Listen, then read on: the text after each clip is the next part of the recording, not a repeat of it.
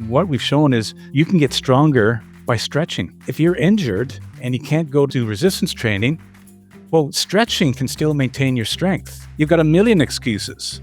So you should get rid of those excuses, and everybody should do some stretching. Welcome to the Strength Changes Everything podcast, where we introduce you to the information, latest research, and tools that will enable you to live a strong, healthy life. On this podcast, we will also answer your questions about strength, health, and well-being. I'm Amy Hudson. I own and operate 3 exercise coach studios. My co-hosts are Brian Sagan, co-founder and CEO of The Exercise Coach, and Dr. James Fisher, leading researcher in evidence-based strength training. And now for today's episode.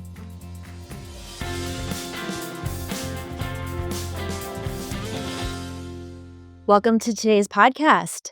Today we are talking all about stretching. We're talking about muscle tightness, stiffness, soreness. I don't know about you, but every so often I wake up feeling tight in a muscle group. I feel stiff. And so the natural response that most of us think about when we feel that way is, hey, I really should stretch. But we're going to talk today in this episode about stretching. We're going to talk about some of the most common areas of stiffness, tightness, tension people experience. We'll talk about muscle knots. What are muscle knots? How do they happen? How tightness in our particular muscle groups can impact our quality of life and what implications that there are for chronic tightness. We'll talk about some positive health benefits of stretching.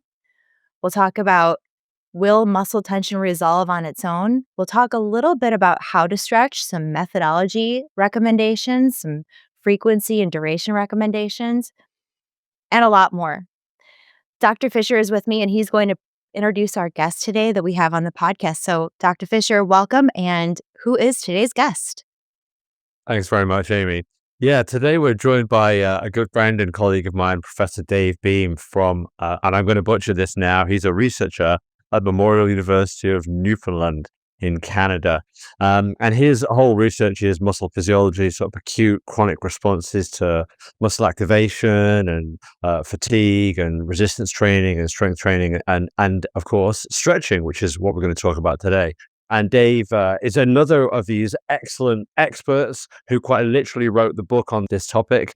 He's author of The Science and Physiology of Flexibility and Stretching, which had its 2nd edition published last year. We'll link to that on the YouTube channel now. So Dave, welcome and thanks for joining us on the podcast. Well, thanks very much. It's my pleasure to be here. Well, Dave, we're going to just jump right in with our very first question. And we're talking all about stretching today. So tell me, who should be stretching? Everybody. Now, normally we think of, okay, well, if you're old like me, you lose your flexibility and you really need to stretch. You start to lose your flexibility at the age of 5, actually. Now, just think of a baby who's lying down and they're, on their back and they're sucking on their toes and, they've got fantastic flexibility. Well, their muscles and tendons and ligaments are so supple and so compliant, they can, stick their feet behind their head. But as you get older and you have to stand up, you have to start becoming more stable. And the muscles and the tendons and the ligaments, they become stiffer so that you're stable enough to stand up and start to walk and start to run. So even at the age of, 4 or 5, you've become stiffer. And so you still want to, if you want your child to have a great extent of flexibility, they should start really young. Then as you get to be a teenager, of course, you go through a rapid growth phase. Perhaps, especially in these days, they're spending more time looking at their phone than they are actually doing activity. They're starting to get stiffer. And then you're an adult. You've got more excuses not to be active. You got married, you got kids, you got a job. And now you're old. You've got a million excuses. So you should get rid of those excuses, and everybody should do some stretching.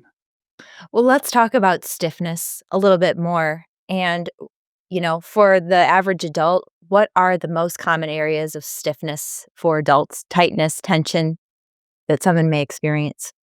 Well, the most common affliction in the Western world is low back pain. And so that's a combination of your lower back muscles getting too stiff from doing what all 3 of us are doing right now. We're all seated. We should all actually be doing this interview while we're standing up. It would be a lot better. No, I'm But actually, I'm going to stop you. I'm at a standing desk right now. I all use a right, standing perfect. desk. So All there we right. go. Okay, 66% of us are sitting right now. Yeah, James gets the gold star today. There we go. Yes.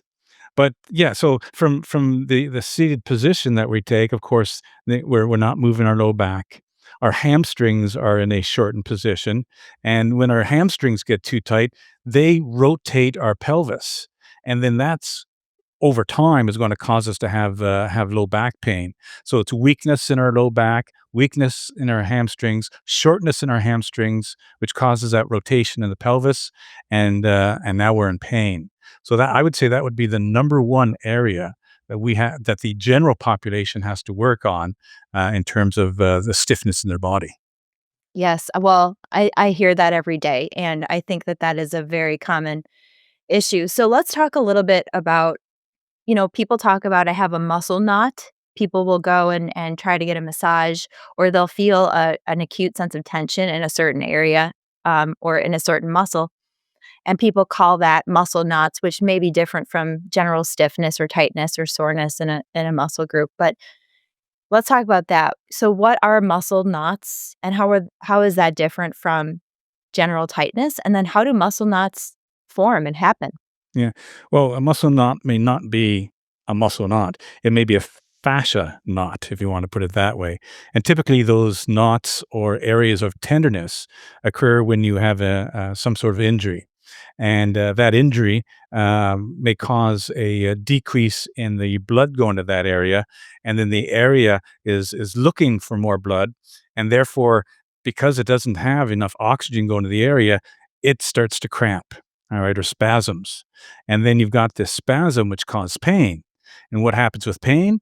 Pain causes more spasm. So it's a circular effect. And the more pain you get, the more spasm you get. And so eventually, if you don't get the blood going to that area, then you can get tissue dying, you can get scar tissue forming. And not only do we want tissue to be able to be compliant or to be flexible, but what we have to remember is that tissue slides over each other.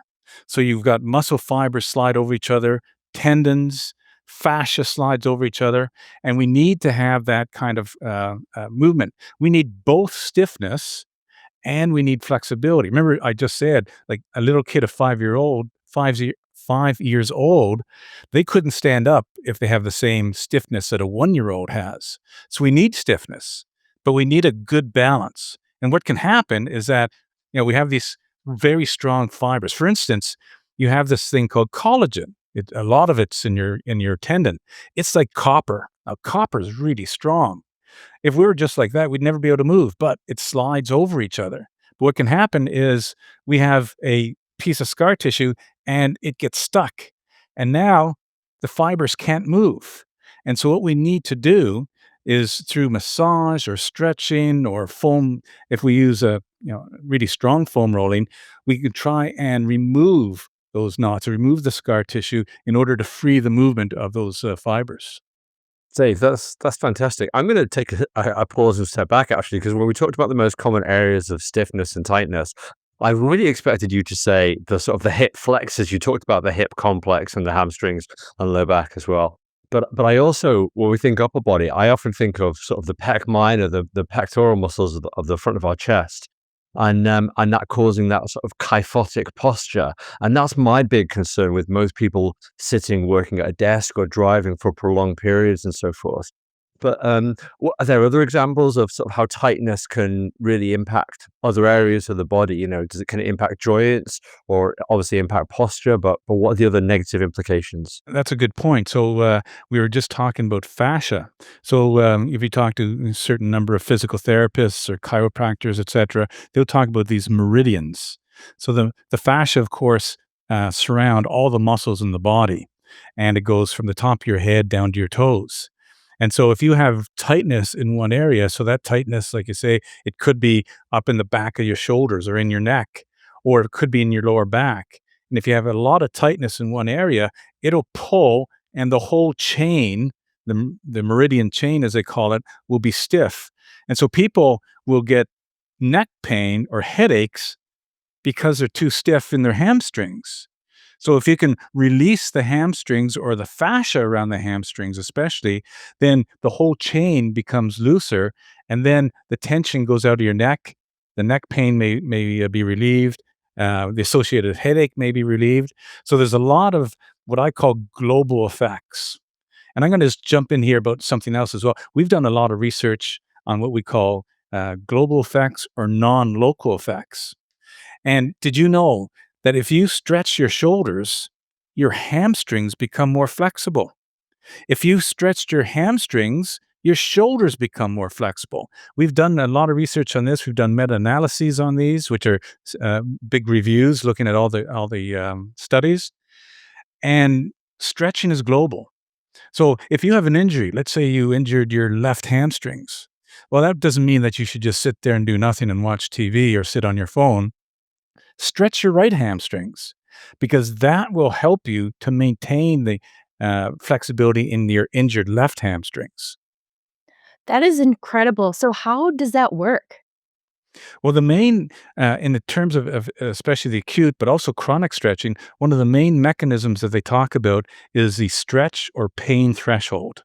So if I hold a stretch for a period of time and it's uncomfortable, then what happens is I send signals back to my brain, and my brain releases these chemicals called endorphins and enkephalins, and they act like morphine, and they take away the pain and they take away the discomfort. So what felt like pain before doesn't feel like pain anymore, and then I can stretch farther. So that doesn't just go down to the muscle I'm stretching. Those endorphins and enkephalins travel throughout your body. So if you go to the other leg that you haven't stretched, you have a higher pain tolerance and you'll be able to stretch farther. That's amazing. That is really, really cool. A lot of people would not think that by stretching one leg that I'm actually helping my other leg that's very tight or injured right now. That's really cool. Mm. Well, a lot of people might know about this thing called cross education. So when you're strength training, you can train one side and your other side gets stronger. That's been known since like 1894 by this guy named Scripture.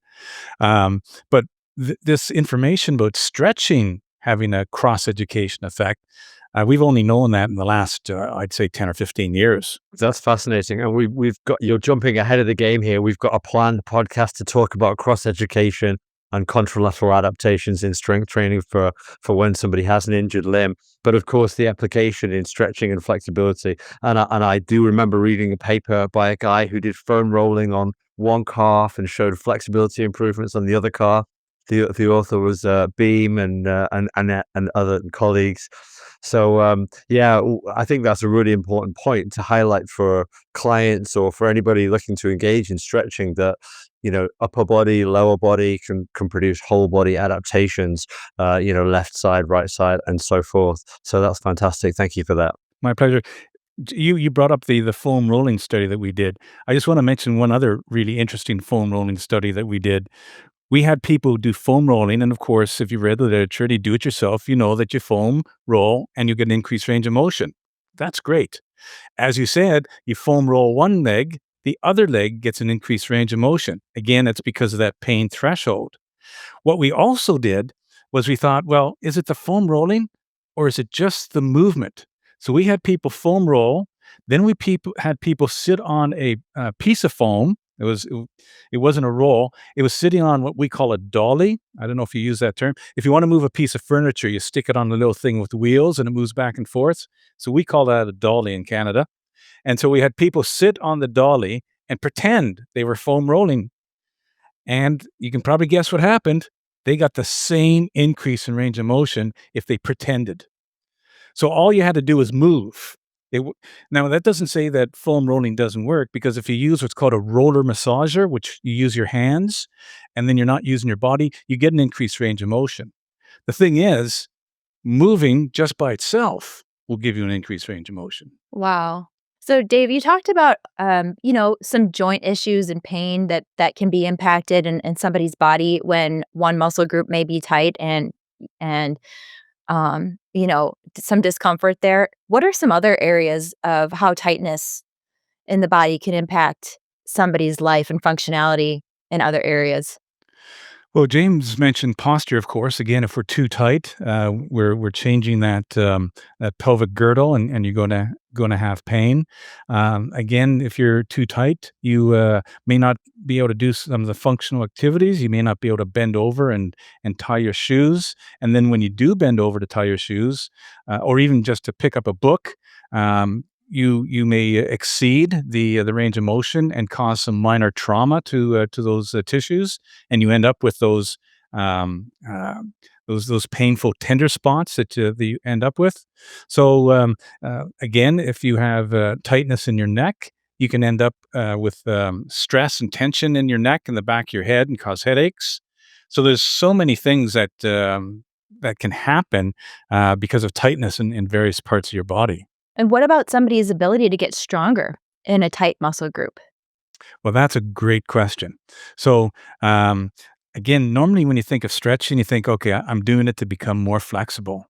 We've published a number of articles, we've published two meta analyses, and what we've shown is you can get stronger by stretching. So you think, okay, I got to go do resistance training to get stronger, and then I need to go do stretching to get increased range of motion. It's kind of like two parts of the same coin. Now, resistance training, I can do my whole body in 20 minutes. It's very effective and get stronger. We've shown that you can get stronger by doing stretching, but you need to do at least a minimum. We've done anywhere from 15 minutes to an hour a day, 5 days a week for 6 weeks. And people got stronger in the muscle that was stretched, and they actually got bigger. They had muscle hypertrophy, small increase in the size of their muscle just by stretching. But we've also shown that, like we said, resistance training, of course, we all know can improve strength, but resistance training also improves the range of motion. So it's like doing dynamic stretching with the load. So if you're injured and you can't go to do resistance training, well, stretching can still maintain your strength. Or let's say, I've heard so many guys who want to build up, biceps and pecs and whatever, and then they complain, "Oh, I can't make my calves grow." Well, no matter what I do, I can't make my calves grow. Well, maybe what they can do is, in addition to the resistance training, they can go home, watch TV, and stretch their calves for 15 minutes every day, and that will help their calves grow. So there's an interplay between resistance training and stretching that, again, we've only discovered in the last decade or so. Stretch-mediated hypertrophy is such a fascinating phenomenon, and I can't imagine that many listeners for this podcast will be pursuing that modality beyond resistance training. But it certainly talks of the complexity of the human body and the nature of mechanistic adaptations from singular or different modalities. So really, really fascinating. So when we talk about stretching, talk to us about what we should be doing. What sort of frequency should we be using? What sort of duration should we be putting a muscle under tension for? How far should we be stretching as far as the pain or the discomfort that we might feel? Sure. So it all depends, of course, on what you're stretching for. So many of us will stretch as part of a warm up before going and playing football or soccer, tennis, golf, or whatever. And so I'm sure everybody's heard that static stretching can cause impairments. Well, that's not exactly true. Prolonged static stretching can cause performance impairments. Prolonged being typically more than 60 seconds per muscle group. All right. So you might want to stretch, let's say, your hamstrings 3 times for 20 seconds each, or twice for 30 seconds each. But you don't really want to do much more than that as part of a warm up. Because when you're doing a warm up, you're not looking for permanent increases in range of motion. You're just getting ready for activity. Now, if you do want permanent increase or semi-permanent increases in range of motion, then you should be stretching outside of the warm up as another training routine. And so when you're doing that, then you can go longer than 60 seconds. You can go 92 minutes or 3 minutes to get the greatest range of motion. Now, then you ask yourself, well, how hard do I have to push myself? Again, we've published a number of meta-analyses on this, big reviews, and we found that you do not have to kill yourself. You do not need to go to pain. So normally what we say is, there's an initial point of discomfort and there's a maximum point of discomfort. If you're the average Joe or the average Josephine, you can go to the initial point of discomfort and get a substantial increase in range of motion. Now, if you're a competitive gymnast or a figure skater or a diver, and you do need a great increase in range of motion, great flexibility, well, then you do want to push yourself to the extreme and go to the maximum point of discomfort. Then you have to ask yourself, okay, well, how often do I have to do that? Well, again, gymnasts, figure skaters, you should be doing this almost every day. But the average individual, you can stretch once a week and get an increase in range of motion, improve your flexibility. Now, I would suggest if you wanted to do better, you'd want to go 3 to 5 times a week. And again, if it's a separate training program, not just a warm up, each muscle group, maybe do 2 minutes. So maybe do 4 repetitions of 30 seconds each. Do that 3 to 5 days a week to the initial point of discomfort. And I guarantee you've got improved flexibility. You mentioned if we've seen acute and prolonged impairment in force and power. So obviously, if somebody is engaging in stretching as part of their warm-up, there is naturally, there's a historic fear that that is going to reduce their physical performance. Now, you said a way around that is, of course, to have stretching as a separate session. So they might do their sport, their strength training, their stretching, and so forth. But just talk to us more about that initial stretching in the warm-up and how that can impact the subsequent workout or game. Sure. So the original research was back in the late 90s and early 2000s. And for instance, this guy named Jonathan Fowles, who actually wasn't even looking at the practical aspects of stretching, he had people stretch their calf muscles for 30 minutes. Now, who stretches their calves for 30 minutes each? Nobody. But that wasn't his objective. He was looking at protein synthesis and just happened to find out, oh, look at that. If you stretch your calves for 30 minutes, you'll get impairments in performance. So then people started applying that to the practical application. Well, what we've done since then is, of course, we wanted to find out what's the appropriate duration. And like I just said, 60 seconds seems to be about the appropriate duration you don't want to exceed. But we've also found out that if you combine that 60 seconds of static stretching with some dynamic stretching, so going through a full range of motion under control, and then you do some dynamic activity, you're playing tennis, so you practice your serve or hit a few forehands and backhands, that it'll have basically trivial effects on your performance. And in fact, even if you did do a slightly excessive amount, you did 2 minutes of stretching, well, the deficits are like 3 to 5%. So, James, you're just telling me you're now an almost professional golfer and you're hitting that ball 100 yards for your drive. All right. So you go out and you do a bit too much stretching. You now hit it 97 yards. Who the hell cares? 97 versus 100. And yet by doing that stretching, you might prevent injuries in the future. So is 100 versus 97 more important than your ability to go out every week and not get injured? Right. So I think this is really important. So, I'm also a basketball player and I'm more a basketball player than I am a golfer, Dave, let me tell you.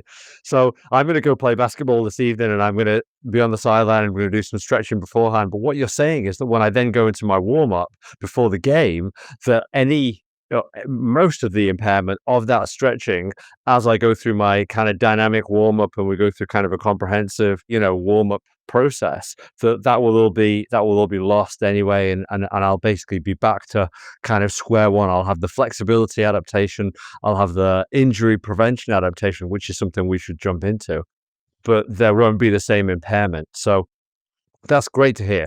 You've mentioned a couple times the idea that if somebody is stretching regularly, then they're going to reduce their risk of injury. So let's go back to our golfer or our basketball player and say, what are the benefits as far as injury prevention?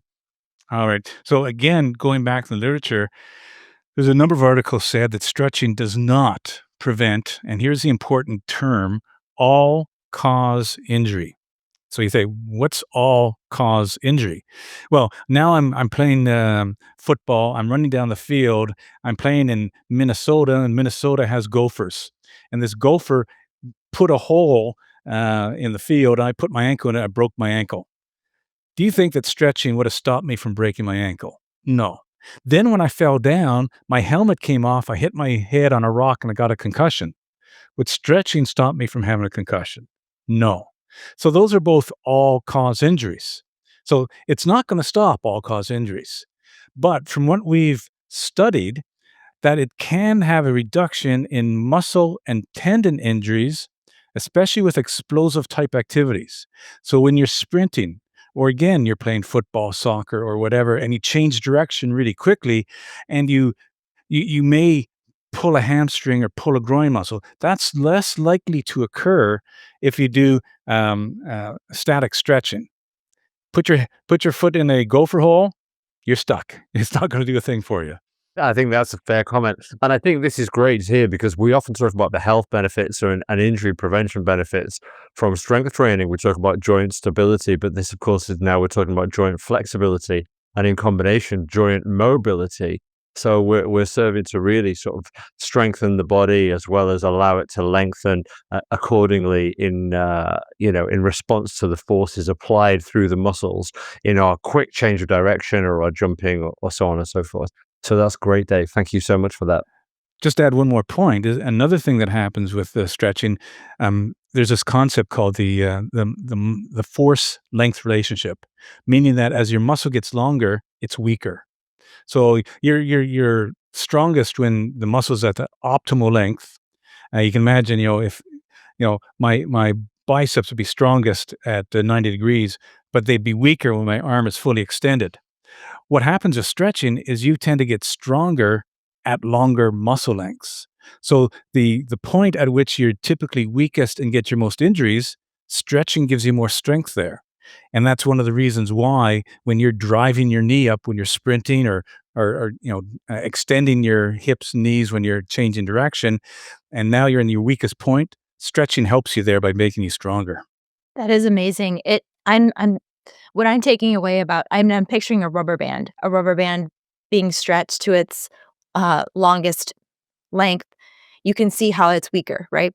At that longer length. At our exercise coach studios, we actually have one piece of our exerbotics equipment that we use with clients. It's called the Crossfire, and it trains the hamstrings really well. It also activates hip flexors. But what clients do on this is one leg at a time, they're curling back with they're pressing down with the back of their ankle, and then they're resisting back up under a load where their hamstring muscle is lengthening, but they're also resisting a load at that same time. And they'll do 4 reps that are pretty even effort level and effort targets. But then the last 2 reps, we're going a little slower and we're challenging that hamstring at a little higher effort goal where they're really resisting it as much as they can in a safe range of motion to lengthen that muscle, but then strengthen it at the same time. And talking about hamstrings being one of the weaker muscle groups or one of the most common injuries, it's so beneficial for so many people because that muscle group is hard to work in everyday life. Yes, absolutely. And a colleague of mine, again, over in the UK, and I'm sure James knows Tony Kay from Northampton. And Tony Kay has done a number of pieces of research showing that doing eccentric resistance training has a very positive effect on range of motion as well. So we looked at resistance training as a whole and said, oh, that improves flexibility. He's focused in on the eccentric portion, and he said, yeah, the eccentric portion is maybe the most important part of that action in order to get that increased range of motion. Absolutely. Amy, did you have any more questions for Dave? No, Dave, but I just really appreciate and what I've taken away from this conversation is just the synergistic implications that stretching and strength have together for somebody's functionality. Really, stretching has a lot of implications for somebody's ability to even build strength in a muscle. And at the same time, when somebody is tight in a muscle, it makes a great case for how important this is and not to neglect tightness in our body and make some changes in that area. So I really appreciate the insights that you've given us today. Sure. And one of the things that we often overemphasize, I just realized this the other, I've been, doing this kind of research for 20 or 30, well, research in general for 30 years, but stretching research for about 25 years. And I'd say most of my focus has been on athletes. Like, how do we make sure that people are not having these performance deficits? I'm just writing an article now, and it's looking at the effect of stretching on relaxation. So relaxation is 100% of the population. 100% of our population is overstressed. whether it's because of work or because of physical work or mental work. And how do we relax? And looking at the literature again, there's not as much literature as there is on athletic performance, but stretching will decrease that stress. You decrease this hormone called cortisol, which is released when you're stressed. You decrease your heart rate, your blood pressure. You have an increase in what's called the parasympathetic system, which is a system that allows you to relax. So we always emphasize the importance of stretching for performance and functionality, but we got to remember we need to relax sometime as well. And in order to recover from those injuries, etc., we have to relax, and stretching will certainly allow us to do that as well.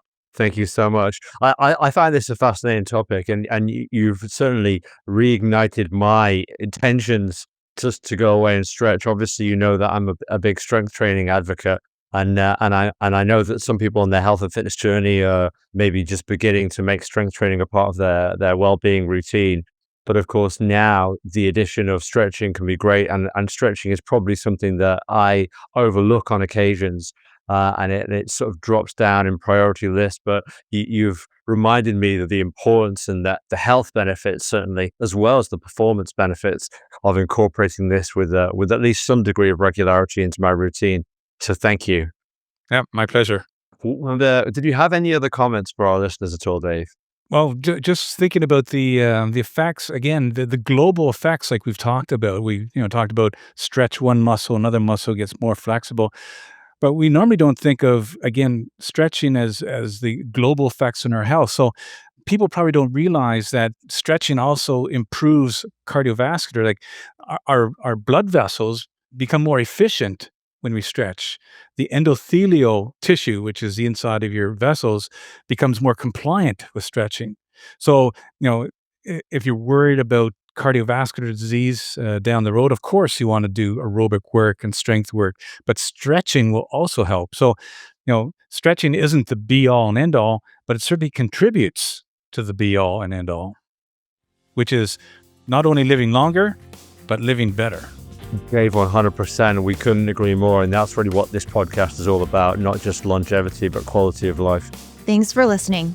If you enjoyed today's episode, please share it with a friend. You can submit a question or connect with the show at strengthchangeseverything.com. Join us next week for another episode, and be sure to follow the show on Apple Podcasts, YouTube, or wherever you get your podcasts so that you never miss another episode. Here's to you and your best health.